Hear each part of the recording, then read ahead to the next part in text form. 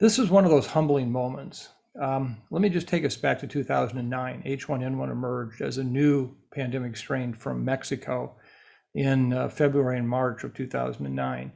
It peaked here in North America as it did around the world in late April, early May. And case numbers went up and the first wave came back down. There was no mitigation, no closing anything, no masking, no vaccines, no nothing. It just literally disappeared.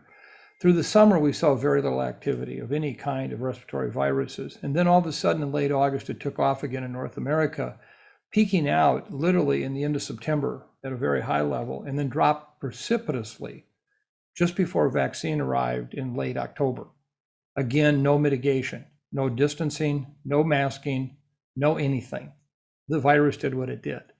Then we went into the fall, winter of 2009-10, and there, which we would normally expect to see other flu viruses, the only thing present was H1N1. The two influenza B strains and H3N2 never showed up at all. On top of that, the other respiratory pathogens, respiratory syncytial virus, RSV, any number of other respiratory pathogens were gone all of 2009-10. Never saw them. Why this interaction was occurring between the pandemic viruses, why it went up and came down without intervention is unclear. And in fact, we're seeing the same thing with this coronavirus. If you look last winter, we saw no flu activity. We saw no of the respiratory pathogens typically seen. And then all of a sudden this summer, we saw RSV, which would normally show up only in the winter months. And people said, well, it's because of mitigation was let up. We stopped doing this and that.